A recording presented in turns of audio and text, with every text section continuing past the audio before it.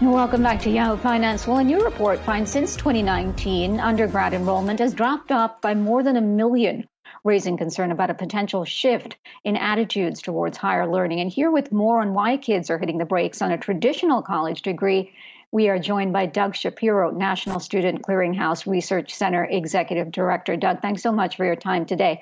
You have a really comprehensive report, and we'll get into that in a minute. But I'm just asking for your sort of sense, why are people deciding to sit out? Is it the pandemic? Is it the higher costs? Is it the craziness involved with trying to get into college at this point? Well, last year, I think it was pretty clear that this was being driven by all the disruptions of the pandemic. Almost all of the declines last year were in community colleges. And those are the institutions that serve many of the lower income students and communities that were most affected by the impacts of COVID-19. And also that had often had difficulty adapting to online instruction. But this year, it's a very different phenomenon. We're seeing a much broader base of declines. The pain is evenly split this year between 2-year and 4-year colleges, especially the less selective and public 4-year schools where affordability and student debt have become larger concerns. So I think that suggests that more students are questioning the value of going to college, not just whether this is a good time to go. I think they're less confident about what the payoff will be, particularly now when there is high demand for low skill workers without a degree, and their wages are rising. So, Doug, do you know where these students are going if they're choosing to not go to college? Is it that they're taking a gap year or two, or do they not have plans to go to college and they're going to get into go to trade school, or do they have other plans? Yeah, we don't really know their plans. It's hard to say. What we assumed when the numbers fell so dramatically last year, that this was a gap year phenomenon. Students were choosing to sit out for a year, hoping that the conditions of the pandemic would improve and planning to come back the next year. But what we found this year when we followed up on those students was just the opposite. Very, very few of them came back this year, even though the conditions on campuses had been much improved. Obviously, we have vaccines, we have much better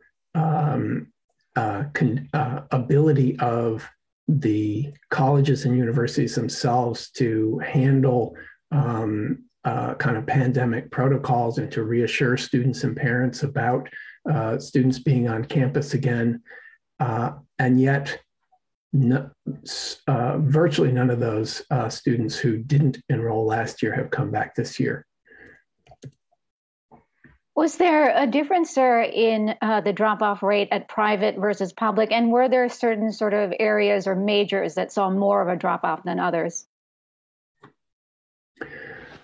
Well, it's a very interesting question because, again, this is something that's different this year, very different this year from last year, where we're looking at the situation in 4-year colleges that in many cases, there has been a slight rebound in the number of new freshmen coming in, but only at the most selective, the most elite colleges and universities.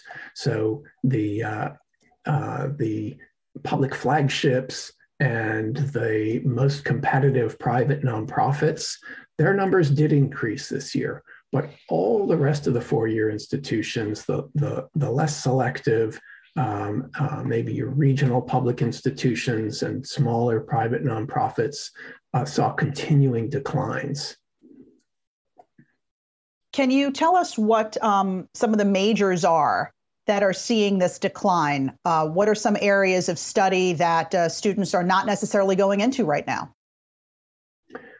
Well, most of these declines are pretty much across the board. Certainly, they're larger in some of the areas like liberal arts and the humanities, which have been declining for years, foreign languages, communications and journalism, sorry to say. And even in places where there are increases, like in computer science, for example, the increases are quite small, only a couple of percent. So nowhere near the kind of level of increase that you would expect in the current economy for computer scientists, and certainly nowhere near sufficient to meet the future need for computer scientists in the years to come. All right, we will leave it there. Doug Shapiro, National Student Clearinghouse Research Center Executive Director, thank you so much for your time today.